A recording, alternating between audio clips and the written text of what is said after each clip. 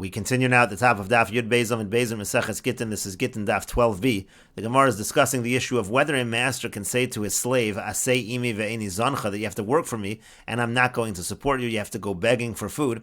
And the Gemara brought a proof from a statement of Rav. Rav said that you can have a situation where a master says that any work that the Eved does, that work is going to go to Hektish. It's going to belong to Hektish. And so Rav says, what should the Eved do in that case? The Eved should borrow, and that way he can support himself, and then he'll work, and then he'll pay back. And so the Gemara says that seems to be a proof that the master is able to say "Asei imi ve'eni zancha," because that's exactly what's happening. All of the work that the Eved does is essentially going to Hektish, and the Eved is not being supported.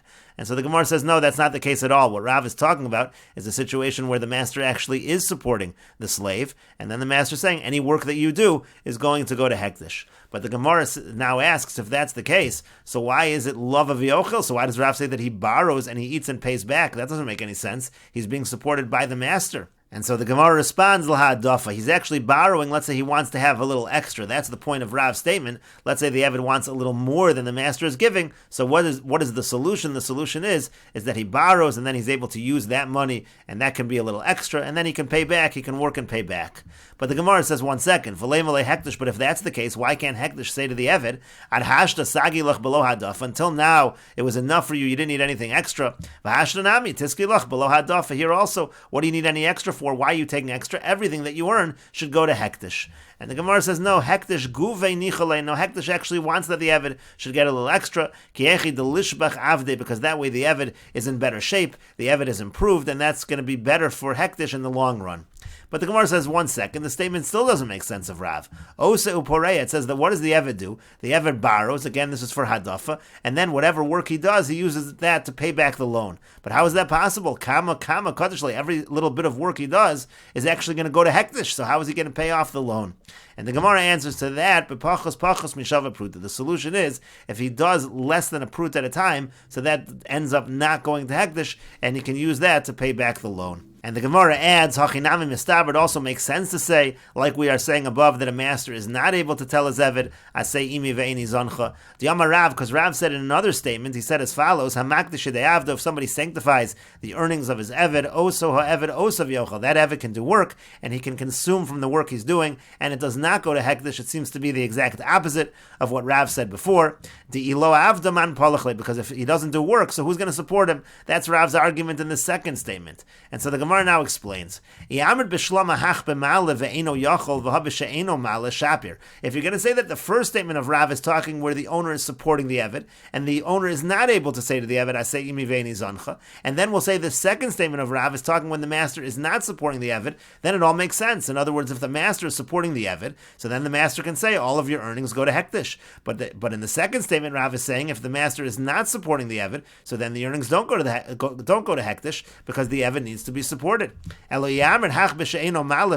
if you're going to say that the first statement of Rav is talking where the master is not supporting the Eved, and the master is able to say to the Eved, Asei imi, work for me, ve'eni zancha, I'm not going to support you at all, you have to go begging. So de'ilo avdaman palachle, so what kind of argument is that if he doesn't do work, who's going to support him? Man de'boy nifleche, who needs to support him? There's no need for support, because the master can say to the Eved, Asei imi ve'eni zancha. Elolav shmamina eno yachol shmamina. So the Gemara says, rather, don't we see from here that he's not able to say to the Eved, Asei imi ve'eni zancha? And the Gemara says, indeed, we do see from the statement of Rav that a master cannot tell the Eved, Asei imi ve'eni zancha. And Rashi explains, going back on the previous Amud, love of Yochel oso pareya. Again, the Eved borrows and eats, and then he works and pays off. Lo yasa tchila, he can't work for himself. The pruta kamaisa kachela, because that first pruta, any earnings, go straight to Hektish v'shavasar lo, and he can't have it.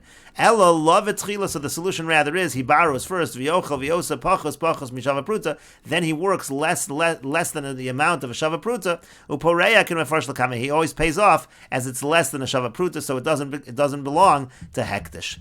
Then the Gemara said lahadafa, that actually what he's borrowing for is just the extra. He actually is being supported by his master. Mezonos meravchen yoser mashein derech ba'alav la'achilo. He wants to get a little more than the master gives him. The l'shvach avde, and the Gemara says that's good for Hektish also, because that improves the Eved. Beguf bari, now he's healthy.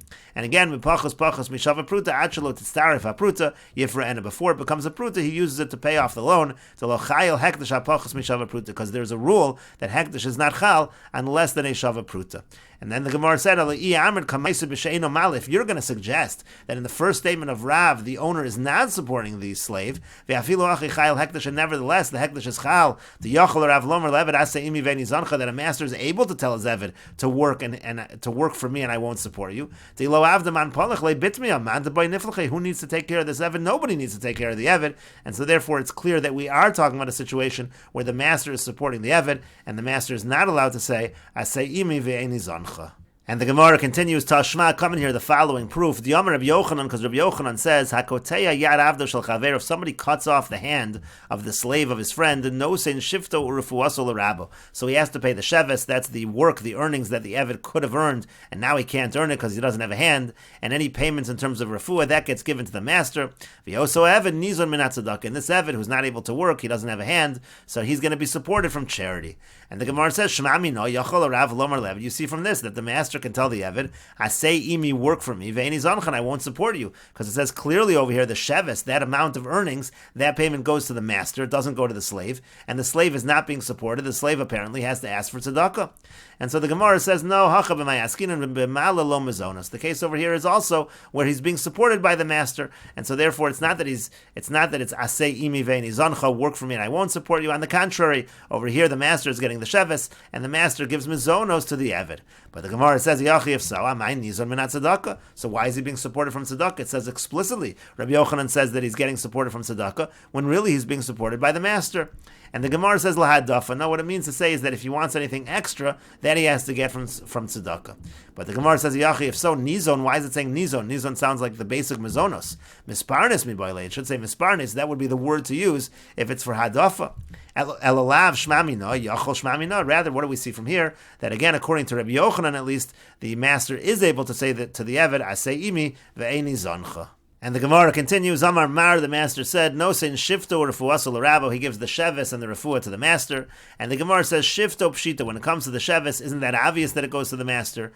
As Rashi says, pshita de l'rabo, who obviously the master gets the sheves. El laman and lahave, who else gets it? Hare ma'aseh yadav l'rabo. In general, the earnings of the Eved go to the master. V'ila shmina nafa b'she'eno zano. Now, if the whole chiddush is to say that the master gets the earnings even though he doesn't have to support the Eved, u'lamemer d'yachol l'ravo, maybe it's to tell us that the master is able to say "Asei imi ve'eni zoncha," but nema oso Eved nizon min hatzedakah v'sulo. So all it should say is that the Eved is supported from tzedakah, and then it's obvious that he can say "Asei imi ve'eni zoncha." So again, sheves seems to be obvious. And so the Gemara says, refuah, so it's trichalei. No, the chiddush over here is that the refuah, that goes to the master. But the Gemara says, refuah, so didei, the refuah that actually goes to the Eved, it goes to him. The boyitzuyabe, he's using the money for the refuah to heal himself. And the Gemara explains, lo, no, tzricha, it's needed, the amdua l'chamisha yomi, because they make an estimation that it's going to take 5 days for him to heal. V'avdulei samacharifa v'itzi betlasa yumi, but then they make a very sharp kind of medicine, and he actually is healed in 3 days, but it's a more painful kind of healing. So what might you have said? Sarah Dideyu, that the pain, that amount should actually go to the Eved. He should be compensated because he's in more pain now that he's healing faster. Kamash Malon, that's what it's teaching us. No, that goes to the master, it does not go to the Eved. And the Gemara continues, Tanya, we learned in a Brisa, and this is from the Tosefta. Amar Rebbe Elazar says, Amarnu lo lemeir, we said to Rabbi Meir, V'alo zechusu levet sheyotzi mitachas yidei rabba lecherus. Isn't it a zechus? Isn't it a benefit for the Eved to leave his master and to go free? Amar Lanus, Rabbi Meir said back to us, Chovulo, it's not true, it's not considered a zechus. It's actually to his detriment. Shemhoya Eved Kohen poslam and truma. Because if he's an Eved that's a Kohen, it disqualifies him from truma, so you can't consider it a total zechus for the Eved to go free. Amarnu lo, so we said back to him, V'alo mayim yirtza shalola zuna v'shalola farnasa rashoy. But what if he wanted not to support him, not to give him mizonos and parnasa? That would be permitted. In other words, there's no obligation on the master to support his Eved. Amar Lanu, so he said back to us, Uma'ilu Eved Kohen Shabarach. But what if you have an Eved of a Kohen that runs away? V'yeshes Kohen Shamardal Bal, or the wife of a Kohen that rebels on her husband. Halo Ochlim Betruma. Those individuals are allowed to eat Truma. So it's not a full benefit if the Eved goes free. He can no longer have Truma. V'zeino Ochel, this Eved who's going free does not get to eat Truma. Avalisha chovula, and so the Chachamim respond by the Isha. We understand that it's not a total benefit. There it is a chov shekain paslam and on truma, because over there you are disqualifying her from truma. Umafsida min mezonos, and you're making her lose out on the mezonos. And the Gemara now says, Maiko amrulei umaiko mahadir lahu. What exactly were they saying to him, and what was he responding to them? And so the Gemara says, Hachi kamar lo. Here's what he was saying to them. Hashivtuni ala mezonos. You've given me a good response in terms of mezonos. I understand that when it comes to mezonos, so it's true the Eved by a situation, the Eved is not really losing out of mezonos because the owner doesn't need to provide those mezonos. But matashivuni ala truma. But what are you going to respond to me in terms of truma? It's true what I'm saying, that the Eved is losing out on the truma. If you're going to suggest to me, that if he wanted to, if the master wanted, he could always throw a get to the Eved, and then he would disqualify him from truma. So shavik lei va'arik vazali alma. So all that needs to happen is the Eved needs to run away. He'll go to a place where he's not near the master can't free him, and he'll be able to have truma. So he is losing out on the truma if he goes free. And Rashi explains, and if you're going to say Vadai Kabbalah Shliach Zu Ein Achov, that when the Shliach accepts this document and allows him to go free, it's not bad for him. Because the owner could have done the same thing. The master could have thrown him a shtar shichra within his Dalet Amos and Rishas Harabim, and so the acceptance of the Shliach in his behalf is not a chov. And then he would be disqualified from Truma because he's now free. Eino Raya, that's not a proof at all. Because the Eved, all he really has to do is run away to a place where he won't be made free by the master, and he can avoid this, and he's able to have truma. He can go out into the world and eat truma, and so therefore it is a chov when the shliach takes this and makes him free. It's a chov because now he's losing out on truma, and we'll continue with this discussion in the next video on Daf Yud Gimel Amud Aleph.